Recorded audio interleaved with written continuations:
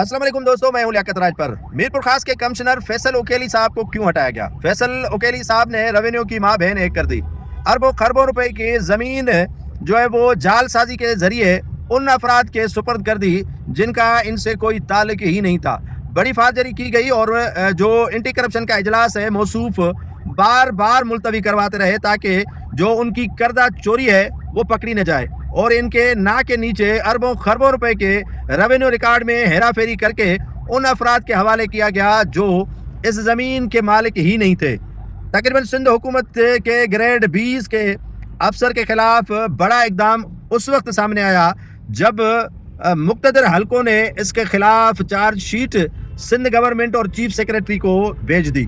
Chief secretary ने भी फैसल ओकेली साहब के खिलाफ शिकंजा तैयार नहीं किया था जब वजीर आला सिंध को नेब हुकाम और दीगर आला हुकाम ने याद दहानी करवाई कि ये मौसूफ अरबों खरबों रुपए की ज़मीन हड़प कर चुके हैं, अब तो खुदारा इसके खिलाफ एक्शन ले।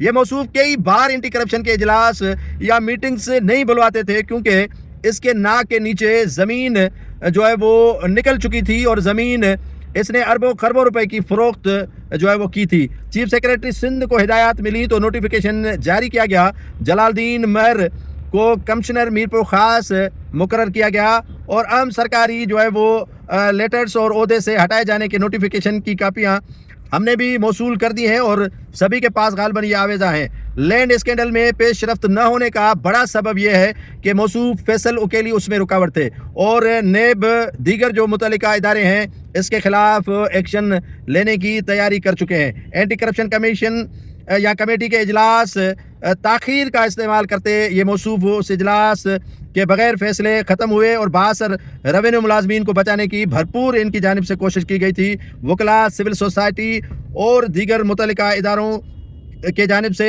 कई मरतबा इजलास के मुलतवी होने से पेश रफ्त न होने पर शदीद उन्होंने एहतजाज किया कि ये इजलास क्यों नहीं करवा रहे ताकि एंटी करप्शन के इन अफसरान के खिलाफ कोई कार्रवाई हो सके। रेवेन्यू अफसरान में जिनमें मुख्तियार कार, राशिद मियो और खालिद खान तप्पेदार जो हैं वो अल्ताफ़ पंवर, राजकुमार माली और दीगर के खिलाफ इनकी वजह से कार्रवाई मुतवक्का नहीं थी, लेकिन अब इनके खिलाफ कार्रवाई भरपूर तरीके से जो है वो होगी क्योंकि ये रखवाली कर रहा था इन रेवेन्यू के करप्ट अमलदारों की, क्योंकि इस साहब के नाक के नीचे वो करप्शन कर रहे थे और अरबों खरबों रुपए की ज़मीन उन्होंने बेच डाली।